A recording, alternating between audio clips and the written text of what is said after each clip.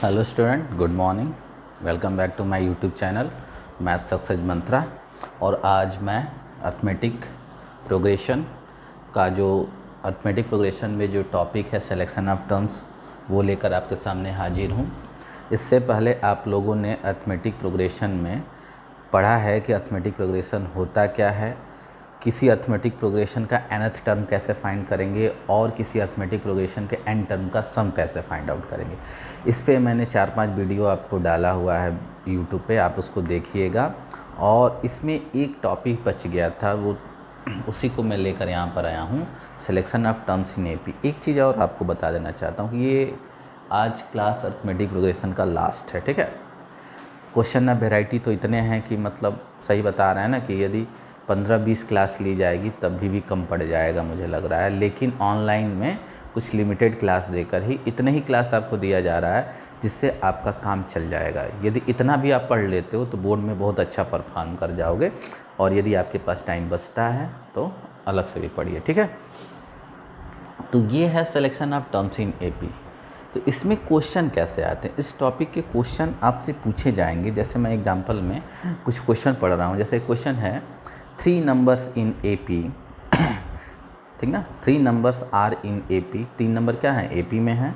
If the sum of these number be 27, और इनके सम क्या है 27 है। देखो 3 टर्म दिया हुआ है, क्या दिया है 3 टर्म, और इनका सम आपको दिया है किसमें 27, और इनका प्रोडक्ट दिया है।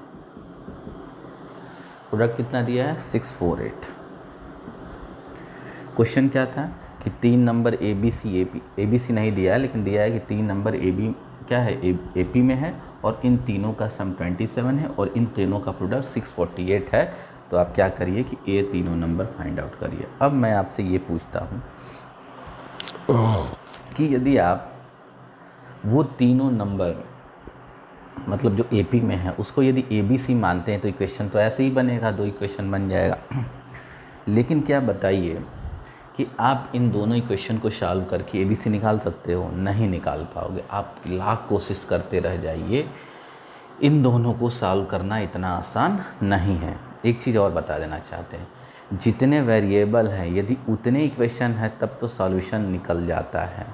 यदि वेरिएबल ज़्यादा हैं और इक्वेशन कम है तो सॉल्व नहीं हो पाएगा। जैसे यहाँ पर 3 वेरिएबल हैं ए बी सी, लेकिन इक्वेशन 2 ही बन रहा है, तो यहाँ सॉल्यूशन नहीं निकाला जा सकता है। हाँ, 3 वेरिएबल में 3 इक्वेशन होता तब सॉल्यूशन निकलता है, या 3 से अधिक इक्वेशन रहेगा तब सॉल्यूशन निकलता है। तो एक चीज़ बात याद रख लीजिएगा कि जितने वेरिएबल हैं कम से कम उतने इक्वेशन ज़रूर होने चाहिए, तभी आप उसके सॉल्यूशन निकाल सकते हैं। अदरवाइज सॉल्यूशन उसका निकालना पॉसिबल नहीं। मतलब कहने का मतलब है कि बहुत से सॉल्यूशन आ जाएगी। यूनिक सॉल्यूशन कब आएगा? जब 3 वेरिएबल हो और 3 इक्वेशन हो तब, या 3 से अधिक इक्वेशन हो। ठीक क्लियर? 3 वेरिएबल में 3 से कम इक्वेशन में सॉल्यूशन निकालेंगे तो इनफाइनाइट मेनी सॉल्यूशन आ सकते हैं। तो ये तो बात हुई आपके, ये जनरल बात होगी मैथमेटिक्स की, जो आपको जानना बहुत ज़रूरी होता है कि जितने वेरिएबल होते हैं उतने ही इक्वेशन होने चाहिए या उससे अधिक इक्वेशन होने चाहिए, तब जाके हम उसका सॉल्यूशन निकाल सकते हैं, यूनिक सॉल्यूशन निकाल सकते हैं। अदरवाइज यदि वेरिएबल ज़्यादा हैं और इक्वेशन कम है तो सॉल्यूशन कभी कभी इम्पॉसिबल भी होता है निकालना, कभी कभी आता है तो इनफाइनाइटली मेनी सॉल्यूशन आ जाते हैं। तो इसलिए ये देखिएगा कभी भी कि जितने हमारे पास वेरिएबल है उतने हमारे पास इक्वेशन है कि नहीं। तो इसका मतलब ये हुआ कि यदि ये इक्वेशन बनाते हो तब तो आपका काम नहीं बन पाएगा। तो इस टाइप के क्वेश्चन को ही सॉल्व करने के लिए, जैसे आपको यहाँ पर 3 टर्म एपी में मानना है, तो वही हम बताने जा रहे हैं कि यदि 3 टर्म एपी में मानेंगे तो कैसे मानेंगे, यदि 4 टर्म एपी में मानना होगा तो कैसे मानेंगे, 2 टर्म एपी में सपोज करना होगा तो कैसे सपोज करोगे। तो चलिए selection of terms in AP. पहला है यदि 2 टर्म मानना होगा तो a माइनस डी और a प्लस डी मानेंगे, और इसका जो कॉमन डिफरेंस है, इसका जो कॉमन डिफरेंस है वो हो जाएगा 2d। 3 टर्म मानना होगा तो a minus D a plus D, और इसका कॉमन डिफरेंस d होता है। तीसरा यदि 4 टर्म मानना हो तो a minus 3d a minus D a plus D a plus 3d, ये 4 टर्म है और इसका कॉमन डिफरेंस होगा 2d। और ये हो गया आपका 5 टर्म मानना तो a minus 2d, a minus D, a plus D और a प्लस 2d, और इसका कॉमन डिफरेंस होता है d। ध्यान से देखिएगा, कभी भी क्वेश्चन में आपको ऐसे दे कि 3 टर्म का सम, किसी एपी के 3 टर्म का सम, या तो 3 टर्म एपी में है उनका सम कितना है, कोई भी पार्टिकुलर जैसे 27 है तो तुरंत 3 टर्म, एक टर्म ये मान लेंगे, एक ये मान लेंगे, एक कहीं क्वेश्चन में दिया है 4 टर्म की बात कर रहा है तो ये सब कुछ कर लेंगे। तो इससे क्वेश्चन आसान हो जाता है, इक्वेशन सॉल्यूशन आसान हो जाते हैं। अभी हम इसी क्वेश्चन को करेंगे। इसमें क्वेश्चन में दिया हुआ था कि अब यहाँ पर 3 टर्म की बात होगी, तो मान लेंगे कि let a minus D A and a plus D be 3 numbers in AP। हमने मान लिया कि एक नंबर a है, a माइनस डी है, एक a है और एक a प्लस डी है, और ये तीनों के तीनों नंबर किस में हैं, AP में है। ये हमने सपोज कर लिया यहाँ पर। अब क्वेश्चन के अकॉर्डिंग क्या करेंगे वो चलिए सोच, क्वेश्चन के अकॉर्डिंग, अब अकॉर्डिंग टू क्वेश्चन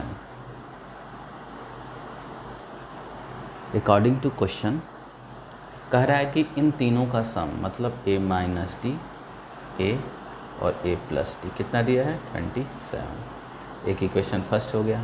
एंड दूसरा इक्वेशन दिया है कि इन तीनों का प्रोडक्ट, मतलब a minus D, a plus D कितना हो जाएगा 648 दिया है। देख लीजिएगा ये क्वेश्चन तो आर डी शर्मा से हम उठाए हैं। आर डी शर्मा का जो एक्सरसाइज है 9.4 का सेकंड क्वेश्चन है, और भी बुकों में कहीं होगा, कोई दिक्कत नहीं है। क्वेश्चन समझ लिए हैं आप लोग। ये हमको 3 टर्म ऐसे निकालने हैं जो एपी में हैं, इन तीनों का सम 27 है और इन तीनों का प्रोडक्ट 648 है, 648 है। तो वो तीनों नंबर क्या होंगे ये फाइंड आउट करना है। समझ में आ रही बात है। अब जब ऐसे क्वेश्चन आएंगे तो आप इसी के अकॉर्डिंग सपोज करेंगे। 3 नंबर की बात आ गई तो 3 नंबर हमने मान लिया कि ये है, ये तीनों नंबर हमने मान लिया एपी में है, और एपी में है तो इन तीनों का सम 27, इन तीनों का प्रोडक्ट 48। अब थोड़ा सा पहले से देखिए, फ्रॉम फर्स्ट क्या हो जाएगा, ये कट जाएगा, ए और ए कितना हो जाएगा 3a, 27, ए की वैल्यू कितना हो जाएगा 9, ए कितना आ जाएगा आपका 9 आ जाएगा। अब इस ए की वैल्यू 9 रख दो सेकेंड में, putting A equal to 9 in second. तो सेकेंड में रखने से क्या हो जाएगा, ये नोट कर लिए होंगे तो आप बताते हैं, ठीक है।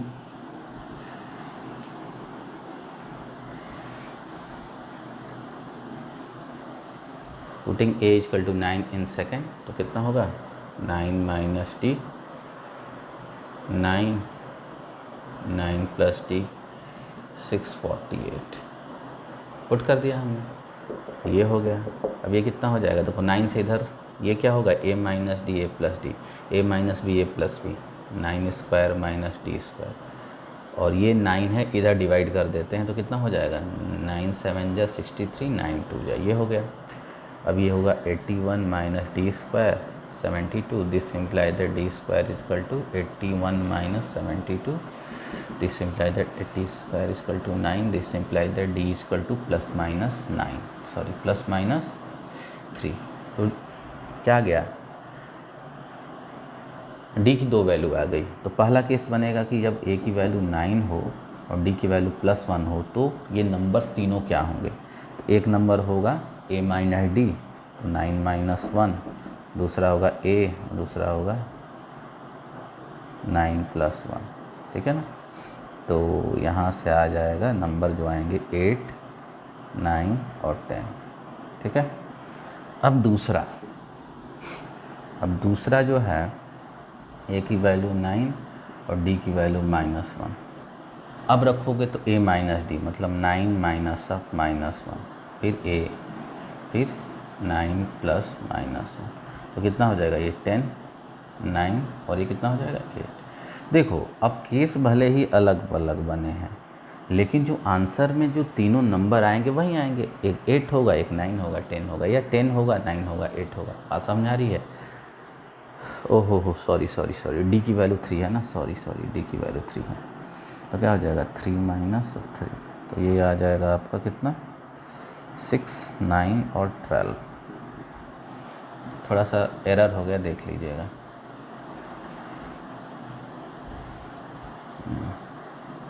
ये 12, 9 और 6, ये तीनों आ जाएंगे। ये क्वेश्चन हुआ एक। आपको एक और क्वेश्चन बता दे रहे हैं जिसमें ऐसा नहीं है कि हार्ड एंड फास्ट रूल है कि नहीं 3 टर्म मानना हो तो ऐसे ही मानेंगे, लेकिन एक चीज़ बता दे रहे हैं, ऐसे मानोगे तो कैलकुलेशन करना ईजी हो जाएगा, ठीक है ना। और एक क्वेश्चन मैं अभी बोलने जा रहा हूँ, उसमें यदि इस तरह से मानेंगे तभी भी आ जाएगा, और एक और भी तरीका है कि ऐसे भी सपोज कर सकते हो, तो वहाँ से भी आपको एक क्वेश्चन बताएंगे। देखिए एक तो क्वेश्चन दिया है, the angle of a quadrilateral, question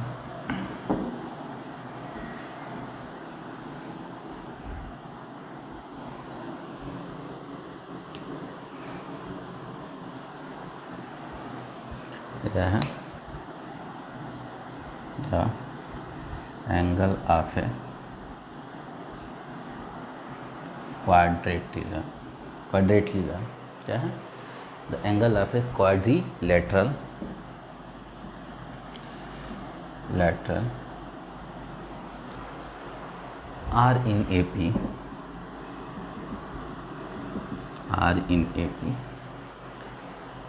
whose common difference is 10, whose common difference is 10, ठीक ना। Find the angles।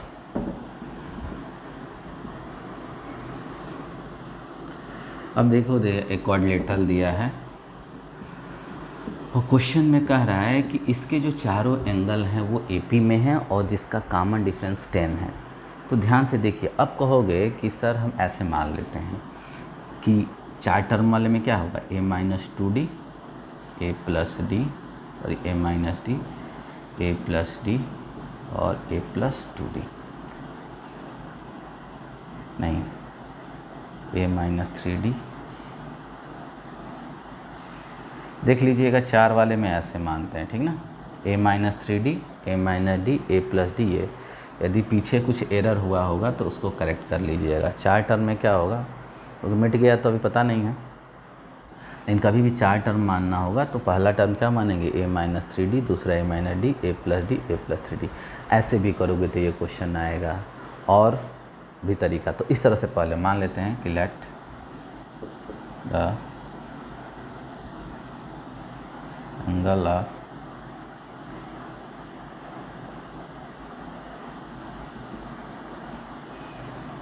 Quadrilateral be this.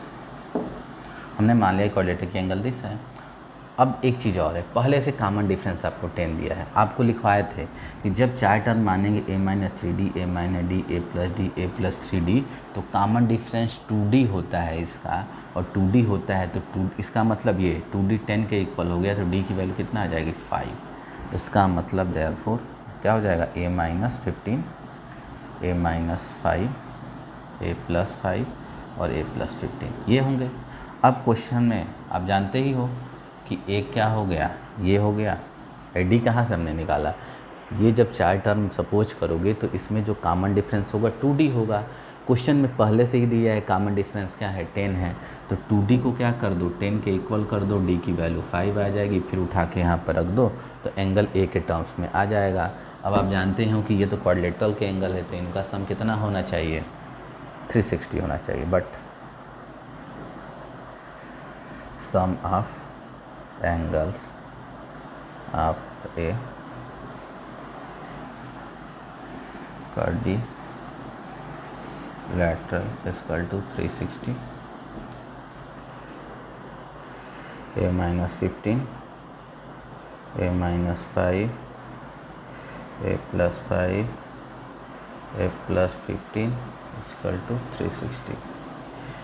तो ये 20 हो जाएगा, ये कट जाएगा, a 4a is equal to 360, then imply that a is equal to 90।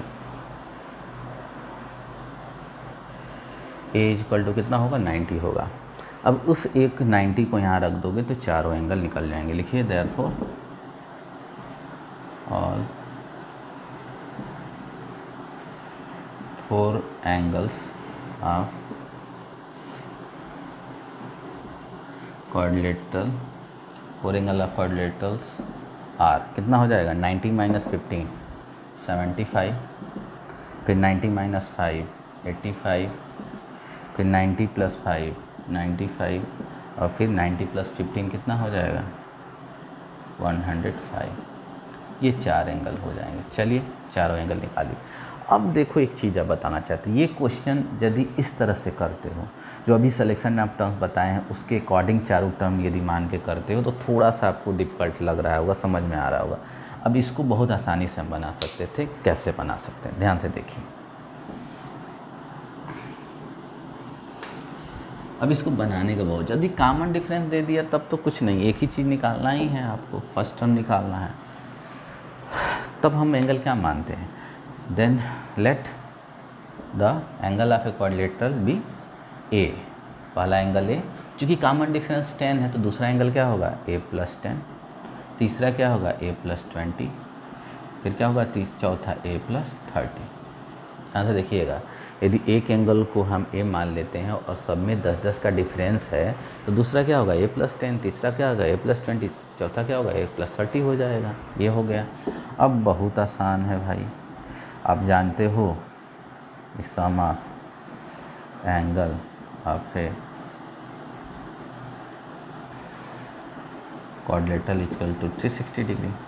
अब इनका सम निकालो, A plus 10, A plus 20, A plus 30 equal to 360।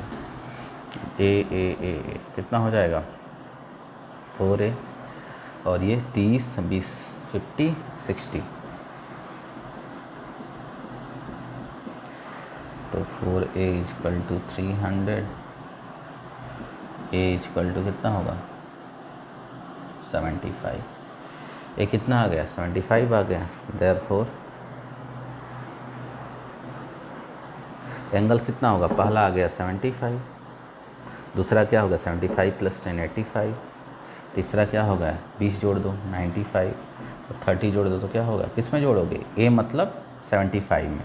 तो ये चारों एंगल। अब इस तरह से ये क्वेश्चन आसान हो गया। तो अभी मैं बता रहा था कि ज़रूरी नहीं है कि जब ये क्वेश्चन आएंगे इस तरह से कि सम ऑफ 4 टर्म्स इतना है, इस टाइप के क्वेश्चन और उनका प्रोडक्ट इतना है, तो हमेशा आप straight forward hard and fast उसी रूल पे चले जाएंगे। देखेंगे कि उसमें एक वेरिएबल फाइंड आउट करना है कि 2 वेरिएबल फाइंड आउट करना है। तो यहाँ पर हम देख रहे हैं कॉमन डिफरेंस तो पहले से दिया है, केवल हमको तो क्या निकालना था, फर्स्ट टर्म निकालना था। तो इस तरह से आप सपोज कर लेते हो तो यहाँ आसान बन जाता है।